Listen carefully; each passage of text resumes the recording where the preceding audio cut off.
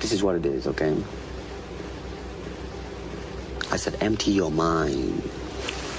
Be formless, shapeless, like water.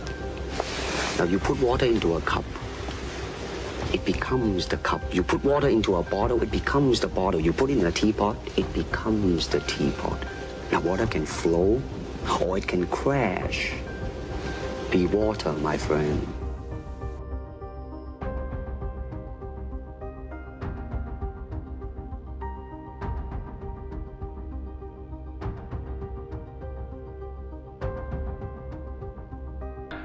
Alright, for instance, you will read it in a book, in a magazine and everything, that when somebody grabs you, you will first do this, and then this, and then, thousands of steps before you do a single thing.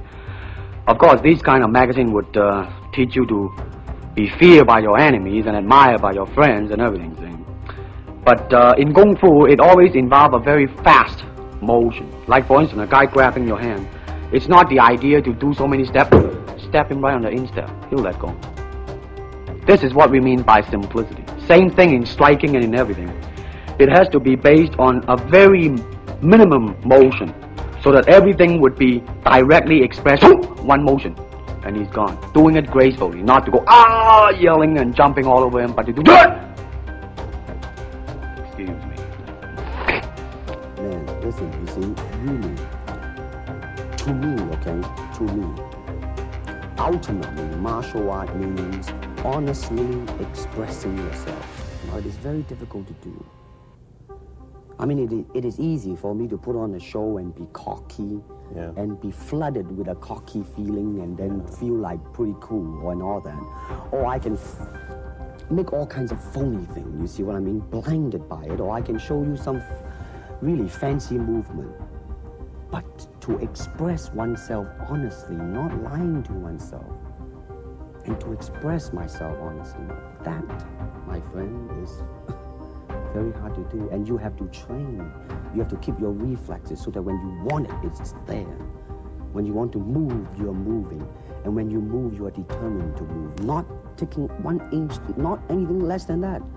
If I want to punch, I'm gonna do it, man, and I'm gonna do it, you see. So I mean, so that is the type of thing you have to train yourself into it, to become one with the... Well, Kung Fu is originated in China. It is the ancestor of Karate and Jiu-Jitsu. It's more of a complete system, and it's more fluid. By that I mean it's more flowing. There is continuity in movement instead of one movement, two movement, and then stop. First, we use the feet, and then we use the elbow, and use the thumbs. You name it, man. You use it all. You have to, you see, because I mean that is the expression of the human body. I mean everything. I mean, you know, not just the hand. And when you're talking about combat, well, I mean, if it is a sport, now you're talking about something else. You have regulations, you have rules, but when you're talking about fighting as it is, with no real fighting, well then baby, you better train every part of your body. And when you do punch, now I'm leaning forward a little bit, hoping not to hurt any camera angle. I mean, you gotta put the whole hip into it and snap it and get all your energy in there and make this into a weapon. There is the finger jab, there is the punch, there is the back fist and then low. Of course, then they use leg, straight at the groin, or come up. Or, if I can back up a little bit, they start back from here, and then come back.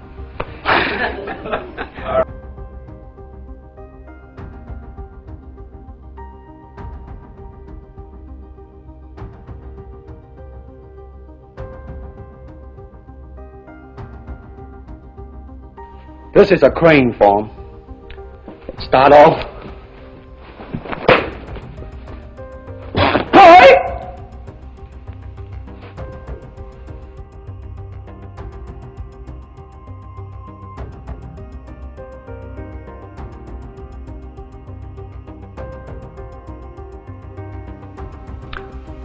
Well, Kung Fu, the best example would be a glass of water. Why? Because water is the softest substance in the world, but yet it can penetrate the hardest rock or anything, granite, you name it.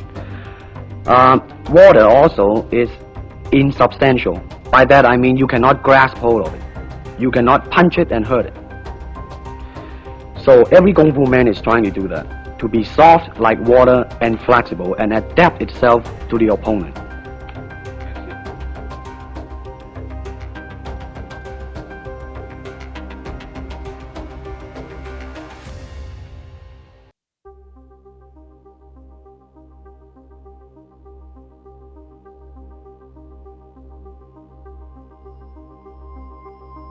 They have the tiger that start like a tiger, using claw to claw the face, or the beak of the crane to the eyes move.